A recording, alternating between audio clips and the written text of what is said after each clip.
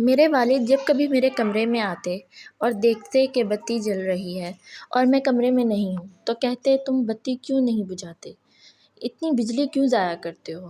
جب وہ wash room میں جاتے اور نل سے پانی ٹپک رہا ہوتا تو زور سے کہتے تم نل کو اچھی طرح بند کیوں نہیں کرتے؟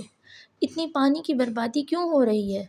ہمیشہ وہ میرے اوپر تنقید کرتے اور مجھ پہ الزام لگاتے کہ میں سستی کا شکار ہوں، چھوٹی اور بڑی ہر بات پر ٹوکتے، یہاں تک کہ بیماری کی حالت میں بھی۔ پھر ایک دن آیا جب مجھے نوکری ملی، وہ دن جس کا میں بے صبری سے انتظار کر رہا تھا۔ آج میں اپنی زندگی کی پہلی نوکری کے لیے انٹرویو دینے جا رہا تھا۔ یہ ایک بڑی کمپنی میں ایک معزز ملازمت کے لیے تھا۔ اگر میں منتخب ہو گیا تو اس گھر کو چھوڑ کر چلا جاؤں گا اور اپنے والد کی مسلسل نصیحتوں سے چھٹکارا حاصل کر لوں گا۔ صبح سویرے اٹھا، بہترین کپڑے پہنے، خوشبو لگائی اور نکلنے لگا۔ دروازے کے پاس کسی نے میرے کندھے پر ہاتھ رکھا۔ میں نے پلٹ کر دیکھا تو والد مسکراتے ہوئے کھڑے تھے، حالانکہ ان کی آنکھوں میں بیماری کے آثار نمایاں تھے۔ انہوں نے مجھے کچھ پیسے دیے اور کہا میں چاہتا ہوں کہ تم پر اعتماد رہو اور کسی سوال سے نہ ڈرو۔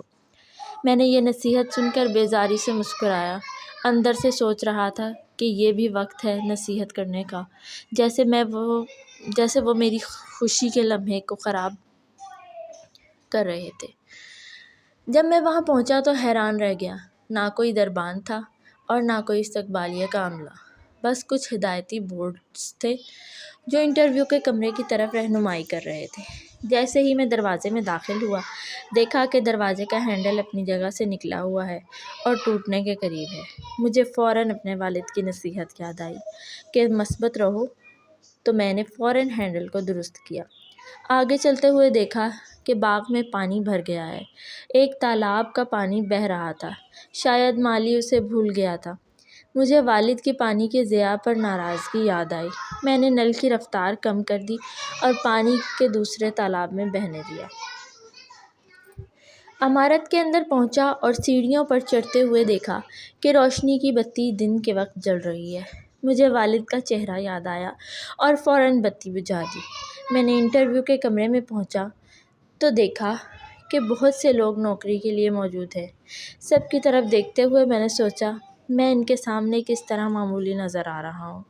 پھر دیکھا کہ جو بھی انٹرویو دینے جا رہا ہے چند منٹوں میں واپس آ رہا ہے۔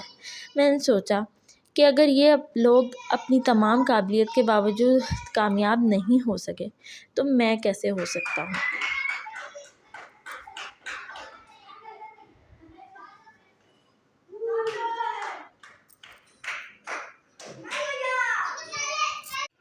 میں نے انٹرویو چھوڑنے کا فیصلہ کیا، لیکن جیسے ہی میں نکلنے لگا میرا نام پکارا گیا۔ میں نے اپنے آپ کو خدا کے سپرد کر کے کمرے میں داخل ہو گیا۔ سامنے 3 لوگ بیٹھے تھے۔ انہوں نے مسکرا کر پوچھا آپ کب اس نوکری کو سنبھالنا چاہتے ہیں؟ مجھے لگا جیسے وہ مذاق کر رہے ہیں۔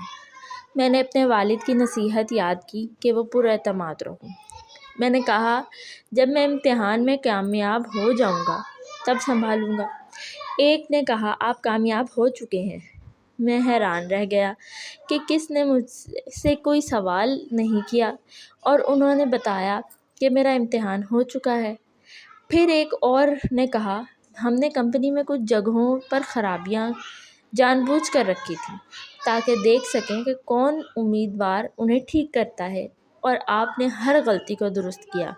اس لمحے میرے سامنے سب کچھ ماند پڑ گیا۔ میں نے اپنے والد کی تصویر دیکھنا شروع کی، وہ سخت مزاج جو ہمیشہ میرے بھلائی چاہتا تھا۔ مجھے گھر واپس جانے اور ان کے ہاتھ چومنے کی شدید خواہش ہوئی۔ جب میں گھر پہنچا تو وہاں لوگوں کا ہجوم دیکھا، سب کے چہروں پر دکھ کے آثار تھے۔ میں نے بہت دیر سے پہنچا تھا۔ میرے والد چلے گئے تھے اور میں ان کی محبت اور نصیحتوں کی قدر کرنے میں دیر کر گیا۔